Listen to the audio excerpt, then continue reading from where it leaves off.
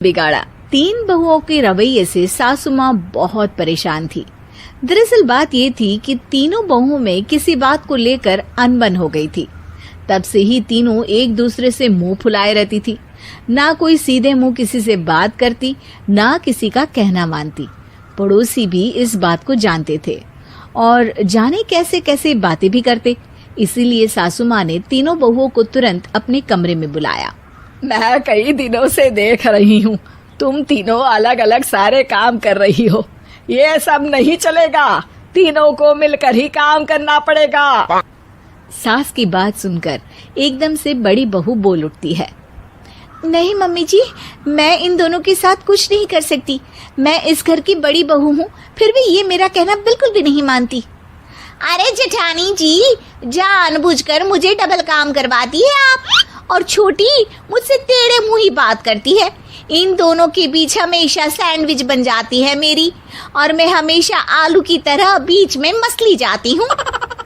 Mummy जी, इन दोनों को लगता है कि मैं छोटी हूँ तो इनके पैरों तले दब जाऊंगी, लेकिन नहीं, मेरा भी उतना ही अधिकार है जितना इन दोनों का है। बड़ी आई दोनों मेरी चुगली करने के लिए, मुझे क्या कम समझ रखा है। तीनों बहू एक दूसरे से बहस करने लगती है और सास दोबारा ये देखकर टेंशन में आ जाती है और सबसे कहती है, चुप हो जाओ, अब से तुम तीनों सारे काम एक साथ करोगी, आंख बंद करके एक दूसरे की बात सुनोगी। तुम तीनों इस बात को गांठ बांध लो, वरना अगली छुट्टियों में तुम्हारा अपना मायके जाना कैंसिल। सास की बातें सुनकर डर के मारे तीनों हामी भर देती हैं। जी मम्मी जी, मैं समझ गई। हाँ मम्मी जी, जैसा आप कहें। आप जो कहेंगी मैं वही करूंगी। तीनों बहू सास की बात को गांठ बांध लेती है और वादा करती है कि अब से सारे काम वो तीनों एक साथ मिलकर ही करेंगी।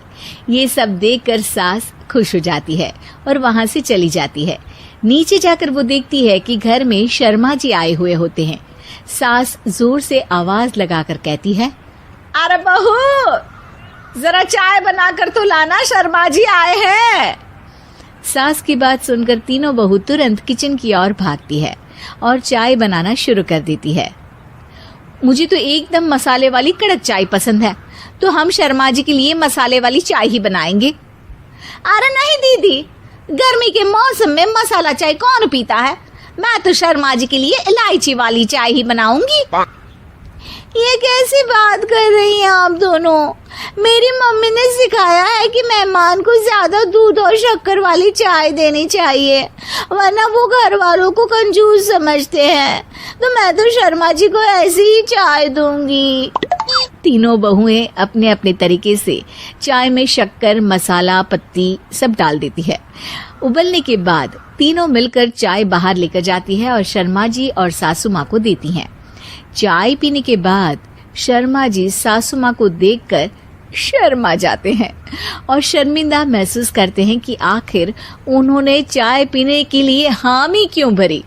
सासू माँ भी चाय पीना शुरू करती है और कहती हैं, अरे बहू, ये कैसी चाय बनाई है? चाय है या मीठे दूध की बासुंदी? हाँ, चाय अच्छी नहीं लगी क्या? कोई बात नहीं, हम पराठा बनाकर लाते हैं। चलो चलो अंदर। हाँ चलो। हाँ, आती हूँ मैं भी। नहीं नहीं, मेरा पेट चाय ने ही चौपट कर दिया, वही काफी है। पराठे से पोपट नहीं करवाना, मैं तो चलता हूँ। शर्मा जी चुपचाप पतली गली से निकल जाते हैं। अगले दिन सास बहुओं से कहती है, अरे बहू, जाओ जाके ऊपर के गेस्ट हाउस की सफाई कर दो। कल हमारे यहाँ मेरे दूर के रिश्तेदार आने वाले हैं, तो पूरे कमरे को चमका देना, समझी? तीनों बहू सास की बात को मानकर ऊपर सफाई करने चली जाती हैं और तीनों कमरे की सफाई चालू कर देती है। बड़ी बहू मकड़ी के जाले साफ करती है, तो बीच वाली झाड़ू लगाना और छोटी वाली सर्फ डालकर जमीन धोना शुरू कर देती है। अरे दीदी, जेठानी जी, अभी मैंने पूरी फर्श धोई और आप फिर से धूल नीचे गिरा रही हैं। और मछली जेठानी जी, आप बिना झाड़ू की धूल यहाँ छटक रही हैं। अरे तीनों को साफ करना है, एक साथ सफाई करते हैं ना। अरे वही तो, हम साथ साथ हैं, घर साफ साफ है। तीनों बहू ऐसे ही काम में उलझ जाती है और 2 घंटे तक एक ही कमरे की सफाई करती रहती है। बहुत देर से अपनी बहुओं को ना देखने के कारण सास ऊपर कमरे में उन्हें देखने जाती है, लेकिन कमरे में घुसती ही वो गीली फर्श पर फिसलने के कारण नीचे गिर जाती है।